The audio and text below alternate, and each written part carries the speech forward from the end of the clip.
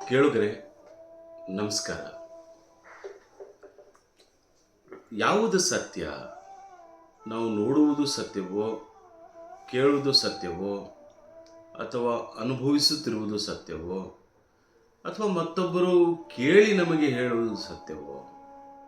ಯಾಕಂದರೆ ಸತ್ಯದ ಅನ್ವೇಷಣೆ ವಿವಿಧ ಯುಗದಲ್ಲಿ, ವಿವಿಧ ಕಾಲಘಟ್ಟದಲ್ಲಿ, ವಿವಿಧ ಹಂತದೊಳಗೆ ಆಗ್ತಾ ಬಂದಿದೆ. ಆದರೆ ಯಾವುದು ಇಡೀ ಮನುಷ್ಯ ಕುಲ ಒಂದು ಗೊಂದಲದಲ್ಲಿದೆ. ಒಬ್ಬ ವ್ಯಕ್ತಿ ಒಂದು ಈಚಲ ಮರದ ಕೆಳಗೆ ನಿಂತ್ಕೊಂಡು ಹಾಲನ್ನು ಕುಡಿದ್ರೆ ಜನ ಏನು ತಿಳ್ಕೊತಾರೆ ಅಂದರೆ, ಇಲ್ಲ ಅವನು ಹೆಂಡನೇ ಕುಡ್ದ ಅಂತಕ್ಕಂಥದ್ದು. ಸೊ ಯಾಕೆ ಹೀಗೆ ಸತ್ಯ ವಿಭಿನ್ನವಾಗಿ ಗೋಚರಿಸುತ್ತೆ? ಯಾಕಂದರೆ ಸತ್ಯ ಅಷ್ಟೊಂದು ಸುಲಭ ಅಲ್ಲ. ನಾವು ಬಹಳ ಸಹಜವಾಗಿ ಒಬ್ಬ ವ್ಯಕ್ತಿ ಹೀಗೆ ಎಂದು ಒಂದು ಕಾಮೆಂಟನ್ನು ಮಾಡ್ತೀವಿ, ಅದು ಸಾರ್ವತ್ರಿಕರಣಗೊಂಡುಬಿಡುತ್ತೆ. ಅವರು ಹೀಗೆ, ಇವರು ಹೀಗೆ, ಅವರು ದೊಡ್ಡ ಲಂಚಕೋರರು, ಇವರು ದೊಡ್ಡ ಸಾಚ ಅಂತಕ್ಕಂಥ ಮಾತುಗಳನ್ನು ನಾವು ಕಾಮೆಂಟ್ ಮಾಡಿದಾಗ ಸಮಾಜ ಅದನ್ನು ಸಂಪೂರ್ಣವಾಗಿ ಓರೆ ಹಚ್ಚಿ ನೋಡಿ ಅದಕ್ಕೆ ರಿಯಾಕ್ಷನ್ ಮಾಡುತ್ತಾ ಇಲ್ಲ. ಯಾರೋ ಹೇಳಿದ್ದನ್ನು ಸತ್ಯ ಅಂತ ತಿಳ್ಕೊಳ್ಳುತ್ತೆ. ಅದು ಅವ್ರದ್ದು ತಪ್ಪೇನಲ್ಲ. ಆದರೆ ಆ ವ್ಯಕ್ತಿಗೆ ಆಗುವ ಡ್ಯಾಮೇಜ್ ಏನಿದೆಯಲ್ಲ, ಅದನ್ನು ಭರಿಸೋದು ಹೇಗೆ? ಕೆಲವರು ನಾನು ಬಹಳ ಒಳ್ಳೆಯವನು ಅಂತಕ್ಕಂಥ ನಾಟಕವನ್ನು ಮಾಡ್ತಾರೆ. ಆದರೆ ತೆರೆಮರೆಯಲ್ಲಿ ಯಾರಿಗೂ ಗೊತ್ತಾಗದ ಹಾಗೆ ಎಲ್ಲ ಪ್ರಕ್ರಿಯೆಯಲ್ಲೂ ತೊಡಗಿರ್ತಾರೆ. ಬಹುಶಃ ಅವರು ತಿಳ್ಕೊಂಡಿರೋ ಸತ್ಯ ಜನಗತಿಗೆ ಗೊತ್ತಿಲ್ಲ ಅಂತ ಹೇಗೆ?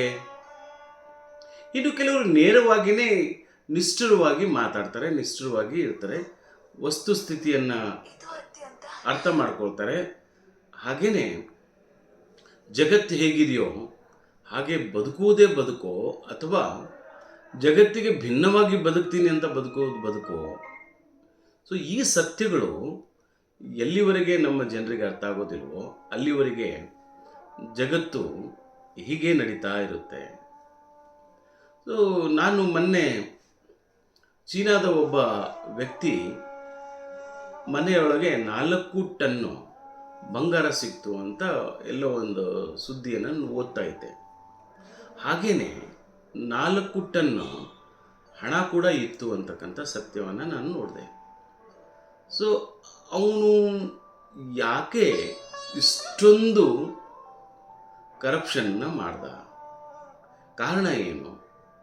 ಅದರ ಹಿನ್ನಿರ್ತಕ್ಕಂಥ ಆ ವಿಚಾರವಾದರೂ ಏನು, ಅಥವಾ ಅದರ ಹಿನ್ನಿರ್ತಕ್ಕಂಥ ಸನ್ನಿವೇಶಗಳಾದರೂ ಎಂಥವು ಅಂತಕ್ಕಂಥದ್ದನ್ನು ಯಾರೂ ಅದನ್ನು ತಲೆ ಕೆಡಿಸ್ಕೊಳ್ಳೋದಿಲ್ಲ. ಆದರೆ ನಾವು ಸಾರ್ವತ್ರಿಕವಾಗಿ ಮಾಡಿರ್ತಕ್ಕಂಥ ಸ್ಟೇಟ್ಮೆಂಟ್ಗಳಿದಾವಲ್ಲ, ಅದು ಭಾಳಷ್ಟು ಡ್ಯಾಮೇಜಿಂಗ್ ಆಗಿರುತ್ತೆ ಅಂತಕ್ಕಂಥದ್ದು. ಒಬ್ಬ ಮೇಸ್ಟ್ರಿಗೆ ತಾನು ದಾರಿ ಬಿಟ್ಟು ಹೋಗೋಕ್ಕೆ ಸಾಧ್ಯನಾ? ಆದರೆ ಇವತ್ತು ಎಲ್ಲ ಕಡೆಗೂ ಜಗತ್ತು ಹೀಗಿರುವಾಗ ನಾವು ಹಾಗೆ ಅಂತಕ್ಕಂಥ ಭಾವನೆ ಬರುತ್ತೆ. ಈಗ ನಾವು ಪ್ರಶ್ನೆಯನ್ನು ಯಾರಿಗೆ ಮಾಡಬೇಕು? ಯಾವ ರೀತಿ ಪ್ರಶ್ನೆಯನ್ನು ಮಾಡಬೇಕು? ಸೊ ಅಂಥದ್ದು ಈ ಗೊಂದಲದಲ್ಲಿ ಬದುಕಿರ್ತಕ್ಕಂಥ ಮನುಜಕುಲ ಸತ್ಯಾನ್ವೇಷಣೆಗಾಗಿ ಬುದ್ಧ, ಬಸವ, ಅಂಬೇಡ್ಕರ್, ಫುಲೆ, ಹಾಗೆಯೇ ಅರಿಸ್ಟಾಟಲ್, ಪ್ಲೇಟೋ, ಸಾಕ್ರೆಟಿಸ್, ಗೆಲಿಲಿಯೋ ಅಂತ ದೊಡ್ಡ ದೊಡ್ಡ ವಿಜ್ಞಾನಿಗಳು, ತತ್ವಜ್ಞಾನಿಗಳು ಎಲ್ಲರೂ ಕೂಡ ಈ ಸತ್ಯಾನ್ವೇಷಣೆಯ ಹಿಂದೆ ಬೆನ್ನು ಬಿದ್ದಿದ್ರು.